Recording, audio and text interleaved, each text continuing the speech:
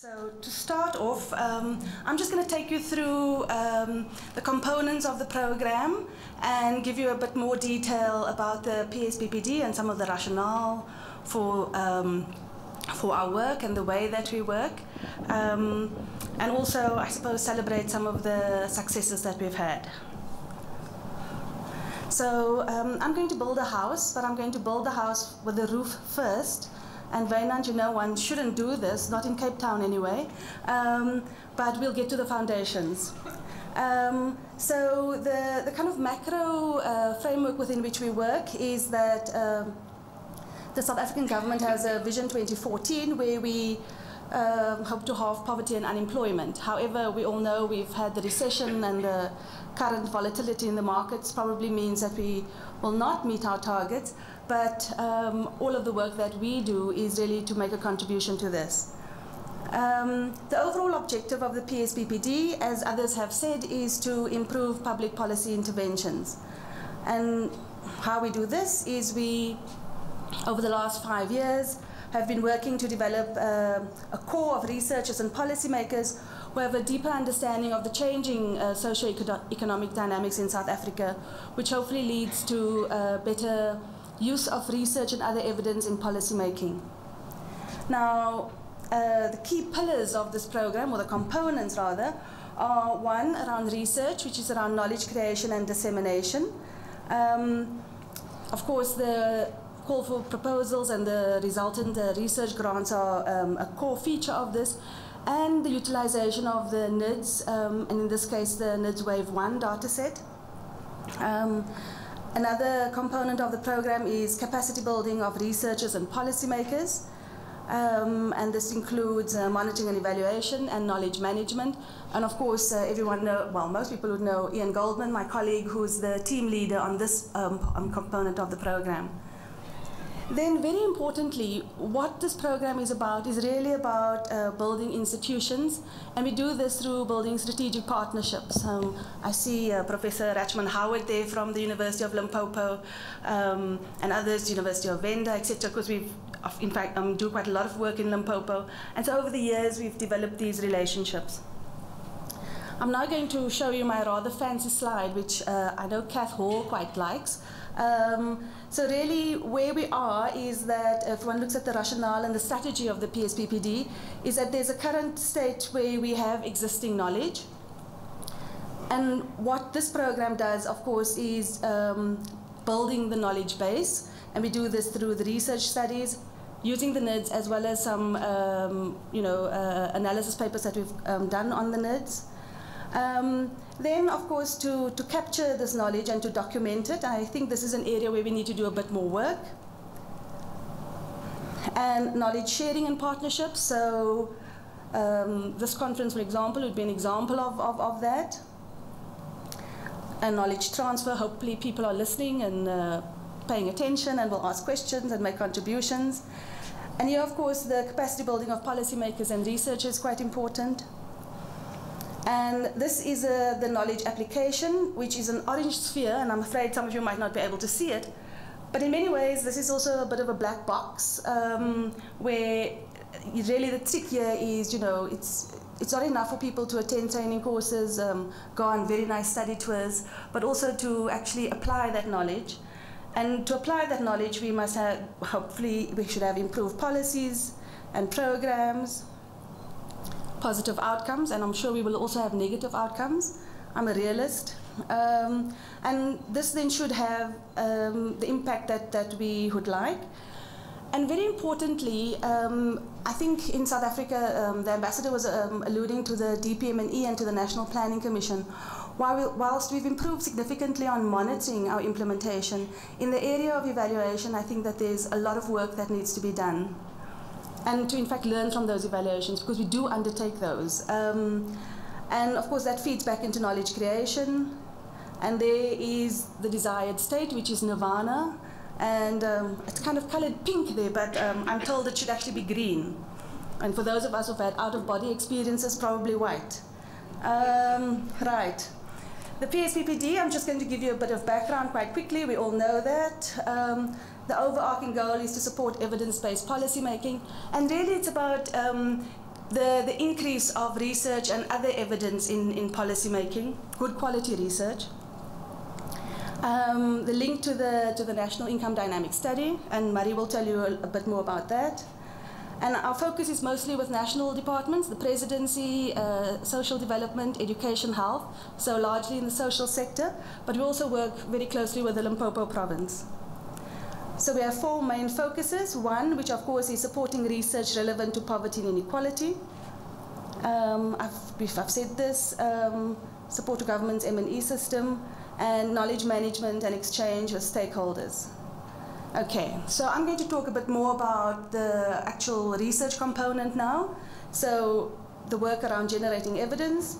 Now, you're not going to be able to read this, but the point really was to remind all the PIs as to, I'm sure late at night Wynand has wondered to himself, why did I actually apply for this grant, given all the administrative work? But basically just to say that in May of 2009, we advertised in national newspapers. And so this was the ad for the call for proposals, and there were 3 lots in the call, and so you could apply in 3 different sub-themes. The eligibility criteria, we mainly funded, well, we only funded universities, and then of course also the HSRC. Again, this goes back to my point about investing in institutions, because of course, universities are there to not only create knowledge, but also to create people who will kind of create further knowledge. So the call for proposals process, just to say we had 55 applications, 27 proposals went for full evaluation. We awarded 13 research grants, the value about 500,000 to 750,000, and the total value was 9.1 million rand. The implementation period was from 12 to 18 months. Then just in terms of the research projects, the way we've structured them in education, there's work that Safas van der Berg has done on low quality education as a poverty trap. Wynand and Amina from University of the Western Cape has done some very interesting work on dysfunctional schools and grade repetition. Employment and livelihood strategies. Neil Rankin has done work on youth unemployment and the wage subsidies. All very timeless, given some of the developments, the London riots that Koben has alluded to, but also some of the developments back home. And others, David Neves has looked at informal self-employment, and John Mudau has looked at income-generating projects in Limpopo. In health, Frikkie has looked at social, no, let me not get this wrong, is it the, anyway, Frikkie has looked at HIV and grants. Anna-Marie Kruger, she's looking at nutrition. I think this is a very important also part of our work, and here Kath Hall is developing a national child poverty monitor. Gemma and Michael will be talking about SAMOD and modeling possible interventions, and Julian of course has looked at child well-being. In the social cohesion theme, Lily Arts has looked at women's pathways to crime.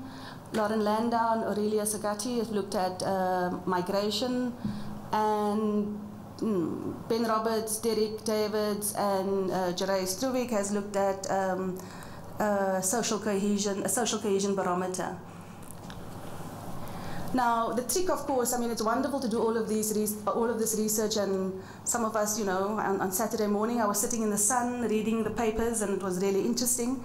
But the purpose really is to get this research into the policy domain.